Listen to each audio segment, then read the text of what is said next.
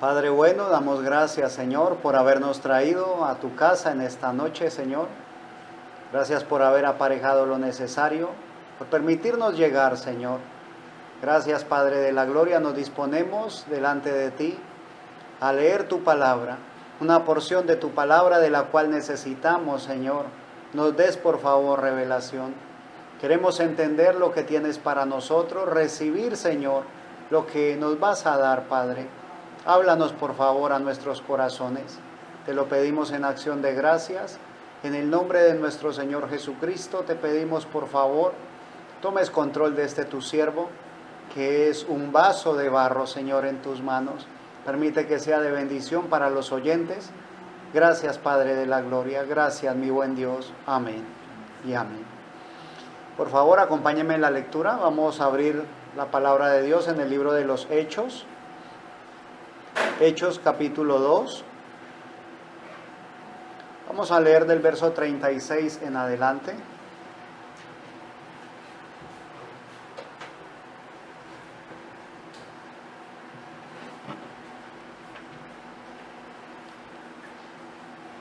Hechos capítulo 2, verso 36 en adelante.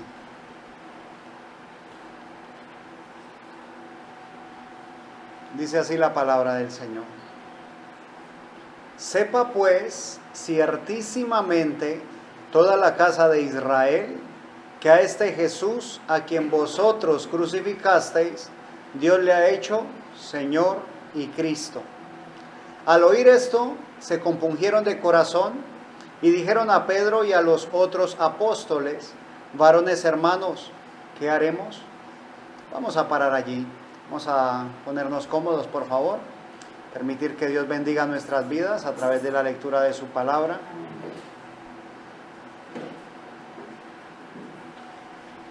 El verso 36 es como va culminando el sermón, la predicación del apóstol Pedro a estos judíos, ¿sí?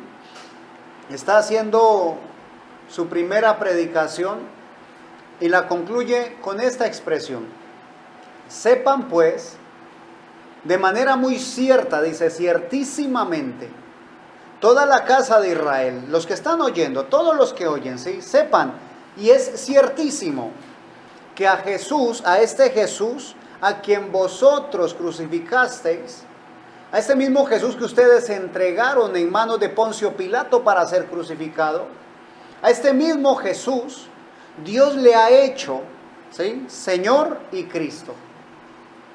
Cuando ellos captan el mensaje que al mismo Jesús que llevaron a ser crucificado, no Dios le haría, sino que Dios le ha hecho, ¿sí?, que son dos cosas diferentes. Dios le haría, es en un futuro, pero Él le está diciendo, no, Dios le ha hecho, ¿sí? Leamos ahí el verso 36, ¿cómo termina?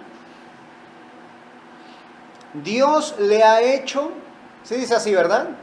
Señor y Cristo. Cuando nosotros decimos Señor, y la expresión Señor para nosotros es una expresión normal. De hecho, los niños le dicen a los padres sí señor o sí señora, o aún a los mayores, así no sean sus padres, como manera de hablar de una manera educada. Nosotros le decimos a las personas, por respeto, señor fulano o señora fulana, también por respeto. Pero para los judíos, la expresión Señor es la expresión que se utiliza para Dios.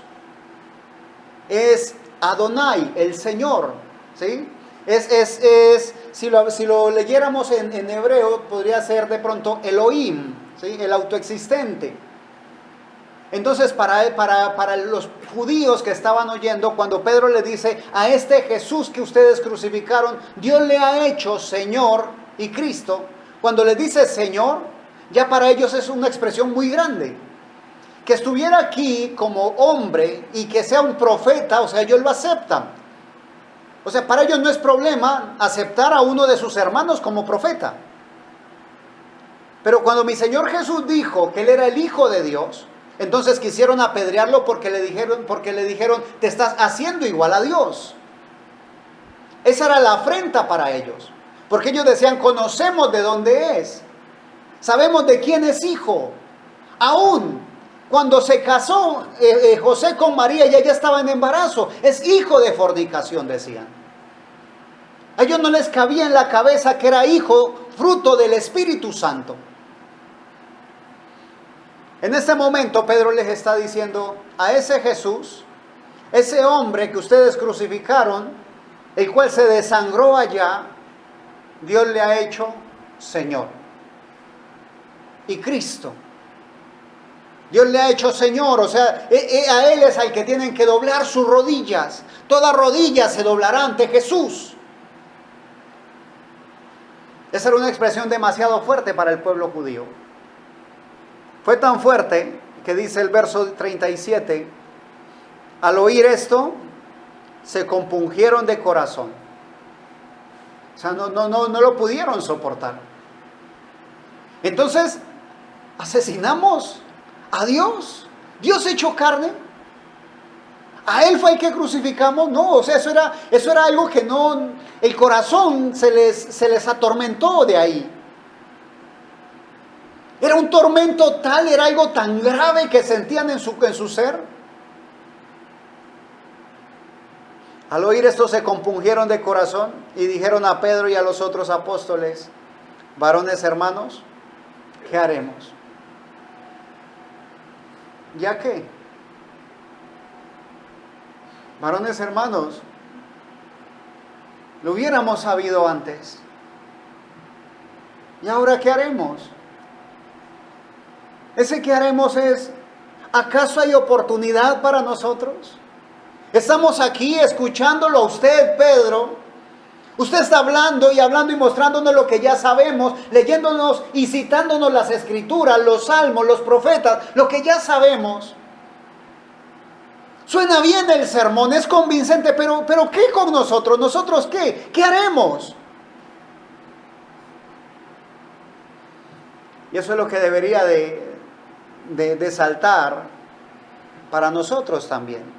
Estoy hablando para los de aquí, los que no somos de descendencia judía. En cada predicación debería de haber tal convicción que su corazón se compungiera y dijeran, ¿tan terrible es lo que he hecho hasta este día? ¿Hay una oportunidad para mí? Porque esta misma respuesta que dio Pedro para los judíos es la misma respuesta que hay hoy en el día presente para los no judíos. ¿Qué haremos? La respuesta, verso 38, Pedro les dijo, arrepentíos y bautícese cada uno de vosotros en el nombre de Jesucristo. Pedro hubiese podido quedarse solamente con arrepentíos y bautícese. O sea, eso ya era algo propio para ellos, ¿sí? Pero resulta que Dios les había dicho, ¿sí?, que ellos iban a ser testigos, ¿recuerdan? En Jerusalén, en Judea, ¿sí?, hasta los confines de la tierra, ¿sí? O sea que la proyección que Dios tenía para la obra iba a ser general, a nivel mundial, a nivel global. Entonces, si Pedro les dice, arrepentíos y bautícese cada uno de vosotros en el nombre de Jesucristo, si se queda allí es para ellos. Pero Dios extiende su amor para con nosotros. Dice, en el nombre de Jesucristo para perdón de los pecados y recibiréis el don del Espíritu Santo. Porque para vosotros es la promesa, les está hablando a los judíos, para ellos, y para vuestros hijos, y para todos los que están lejos, que ahí entramos nosotros. Sí es claro, ¿verdad? Primero a los judíos, que fueron los directamente responsables de la crucifixión de mi Señor. Hablando del hecho que se hizo físicamente. Porque si buscamos un responsable para el sacrificio de mi Señor Jesús, ese sería yo. No estaba allí en ese momento, pero por mí fue que se hizo. Y por ti también. Entonces, primero a ellos, para vosotros es la promesa, y para vuestros hijos. Ahora, quiero llamar tu atención a algo. Cuando los judíos reconocen su culpabilidad, esa expresión de ¿qué haremos? Viene de lo profundo de su corazón. Es sincero ese ¿qué haremos? Y ante una pregunta tan sincera y que venga del corazón, la respuesta también procede del corazón del Señor. La habla Pedro, pero proviene de Dios. Les dice, arrepentíos y bautícese cada uno de vosotros. Ahora, cuando dice, porque para vosotros es la promesa y para vuestros hijos, debe quedar claro que para los hijos de ellos también necesitaban primero arrepentirse y luego bautizarse. ¿Sí es claro? Porque podríamos pensar, se podría llegar a pensar, no, es que si yo soy salvo, yo logro salvar a mis hijos. No es de esa manera, no. Ahora, y si nos devolvemos un poco, donde comienza el verso 37, la primer partecita antes de la coma que dice, al oír esto, ¿sí? Al oír esto, dice la palabra del Señor, porque la fe viene por el oír y el oír por la palabra de Dios. Entonces la promesa es para mí, amén, y la promesa es para mi hijo. ¿Cuál es la promesa para mi hijo? Que así como yo oí la palabra de Dios, y ese oír de la palabra de Dios me produce en mi corazón fe, ¿sí estamos? Si yo oigo la palabra del Señor, la predicación de la palabra del Señor, y ella produce en mi fe, y logra hacer de que mi corazón se compunja, y pregunte desde mi adentro, ¿qué hago? ¿Qué puedo hacer? Entonces está la respuesta. Arrepiéntete y bautízate en el nombre de Jesucristo para perdón de tus pecados, y recibiréis el don del Espíritu Santo. ¿Y qué le corresponde a mi hijo? La promesa es para mí y para mi hijo. Entonces mi hijo también debe oír la palabra del Señor. Y oír con fe. Bendito sea Dios. Oír para que la fe produzca, para que le inquiete, para que le motive. Para que ese corazón de piedra se ablande. Para que se enternezca ese corazón. Para que comprendamos que el sacrificio en la cruz del Calvario no fue solamente por los judíos y para los judíos. Que ese sacrificio en la cruz del Calvario fue por mí también. Gracias. Bendito sea Dios. Fue por mí y para mí. Fue por ti y para ti. Entonces, si mi hijo lo alcanza, bendito sea Dios. Si mis hijos logran decir, oh, entiendo, ese sacrificio fue por mí. Señor, ¿qué hago? Entonces la respuesta es la misma para ellos. Arrepiéntete y bautízate en el nombre de Jesucristo para perdón de tus pecados y recibiréis el don del Espíritu Santo. Porque para ti, ya no sería diciéndome a mí, sino a mi hijo, ¿sí? Porque para ti es la promesa. Y para tus hijos, oh, aleluya. Y entonces alcanzaría de generación a generación. Bendito sea Dios. Cree en el Señor Jesucristo y serás salvo tú y toda tu casa. Pero no se lo lleva con gancho, ¿ves?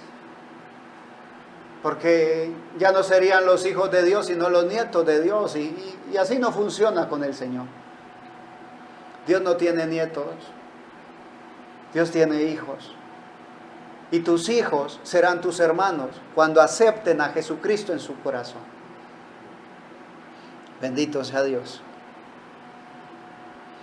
Porque para vosotros es la promesa, y para vuestros hijos, y para todos los que están lejos, para cuantos el Señor nuestro Dios llamare. Y esa es la otra, que no es del que quiere, ni del que corre. Es de Dios quien tiene misericordia. Ahora, Él tuvo misericordia de ti, así como tuvo misericordia de mí. Y eso es lo que me permite a mí gozarme. Yo me gozo A mí me da gozo saber que Dios me llamó a mí para esto. Él me llamó a mí para su obra, para trabajar en su obra.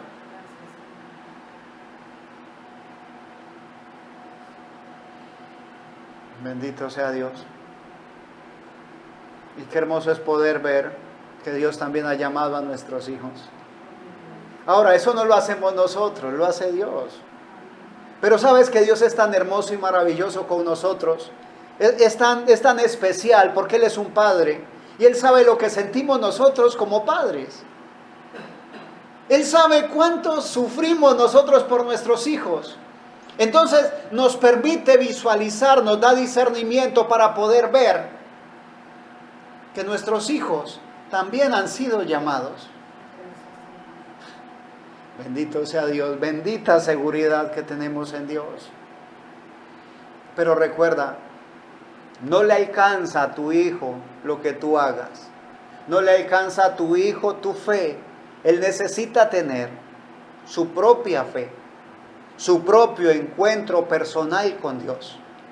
Debe ser su convicción. Bendito sea Dios. El verso 40, ahí ya no está hablando Pedro, ahí ya habla Lucas, el autor del libro. Dice en el verso 40, y con otras muchas palabras testificaba y les exhortaba diciendo, sed salvos de esta perversa generación. Entonces, lo que tenemos ahí escrito hasta el verso 37, ¿sí? Desde el verso 14 en el capítulo 2, desde el verso 14 hasta el verso 36, es una porción del sermón o de la predicación de Pedro. No es toda la predicación, no. O sea, Pedro dijo mucho más, sino que lo que quedó allí compilado es suficiente para que nosotros comprendamos el poder que tiene el oír la palabra de Dios. El poder que tiene una predicación. No cualquier predicación. La predicación de la palabra de Dios. Tiene poder esa predicación cuando yo llego con disposición para recibir.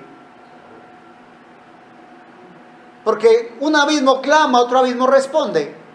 Si hay una necesidad, si Dios permite que mi ser tenga sed, es porque Él ya ha provisto del agua. ¿Sí es claro, verdad? Si mi corazón, si mi alma tiene sed, como dice el salmista, mi alma tiene sed de Dios, del Dios vivo. ¿Cuándo vendré y me presentaré delante de su altar? Cuando el Señor pone en el alma esa sed es porque Él ya ha provisto lo que calmará esa sed. Si hay en nosotros hambre y sed de la palabra de Dios, mi Señor ya ha provisto, ya ha levantado varones para que prediquen su palabra. Bendito sea Dios. Y con otras muchas palabras testificaba y les exhortaba diciendo, sed salvos de esta perversa generación. Ahora, esa expresión la usó Pedro para los judíos allá en el primer siglo, en la iglesia naciente, en la iglesia primitiva, en la primera iglesia. Allí en ese momento la generación en la que ellos habitaban era una generación ¿cómo? Perversa. Ahora, después de aproximadamente 2000 años, ¿cómo es esta generación? Y si a los judíos, que eran una raza, una nación elegida por Dios, era mi nación, era mi pueblo, dice el Señor, a una nación escogida por Dios, que tenían una religión, que tenían ritos que Dios mismo les había dado para hacer, que practicaban ceremonias como el Señor les había dado para que hiciesen. Eran elegidos, eran seleccionados y eran apartados de los demás. El pueblo judío no comía con los demás. Para comer ellos tenían que comer, para poder comer carne, el animal debería de ser sacrificado de cierta manera, para no contaminarse. No se juntaban, no llegaban a la casa de un gentil, para no contaminarse. Eran un pueblo apartado para Dios. Y aún así le dice Dios a través de Pedro: sed salvos de esta perversa generación. ¿Dónde quedamos nosotros?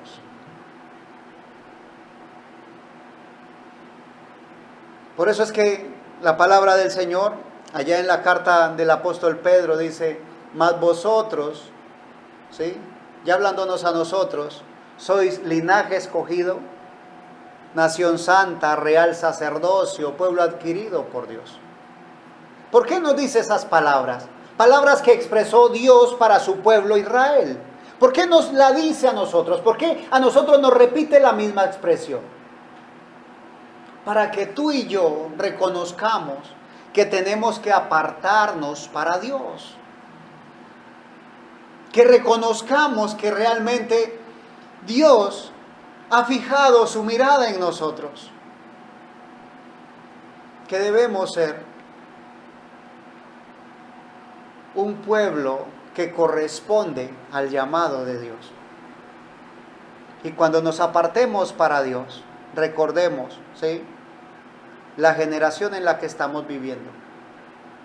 Es una generación perversa, es una generación peligrosa, es una generación adúltera y pecadora, es una generación oscura, es una generación pervertida, es una generación sodomita.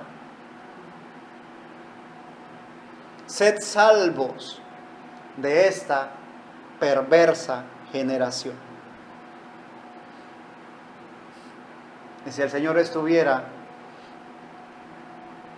en ese momento, en ese momento allí donde estamos leyendo, si Él hubiese estado allí físicamente, los discípulos lo vieron cuando Él fue levantado, ¿sí?, cuando subió al cielo. Pero si estos otros judíos hubiesen podido verlo allí, ellos hubiesen tenido posiblemente una reacción diferente.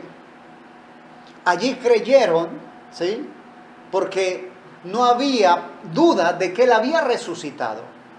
No había duda porque habían habido muchos testigos de que Él subió al cielo.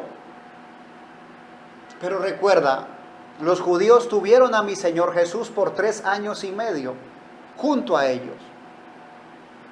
Lo vieron con sus propios ojos los milagros que Él hizo, pero no le creyeron.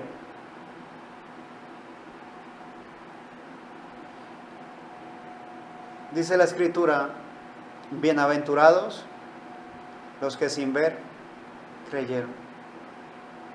Tú y yo somos bienaventurados. No lo tuvimos físicamente en su cuerpo.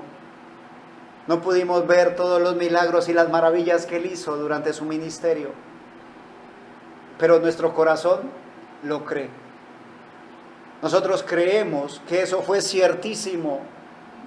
Y creemos también que Dios le hizo Señor y Cristo.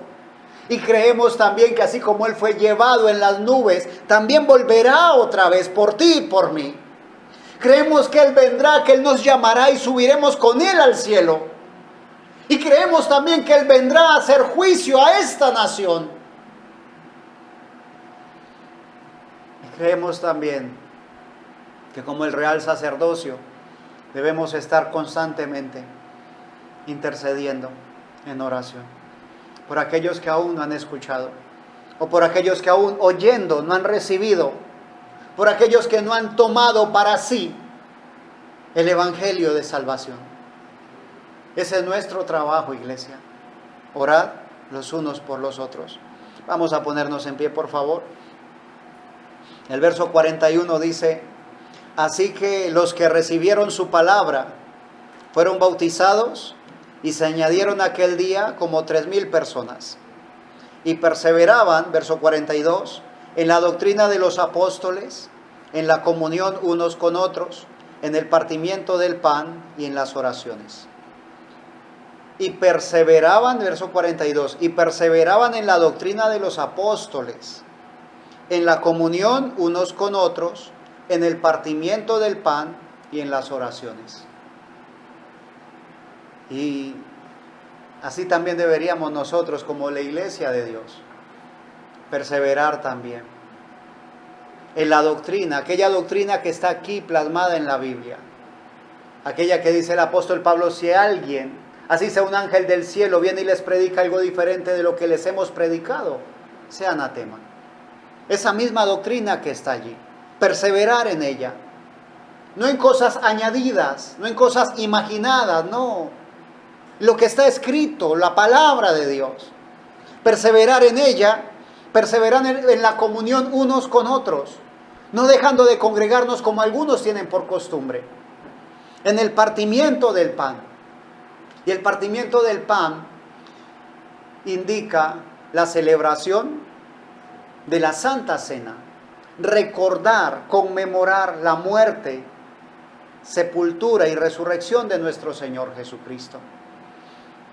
Y en las oraciones, que el Señor nos ayude a perseverar en la oración.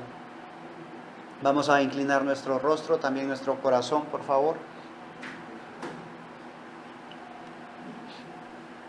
Soberano Dios, Padre nuestro, a ti sea la gloria, la honra, el imperio y el poder por los siglos de los siglos.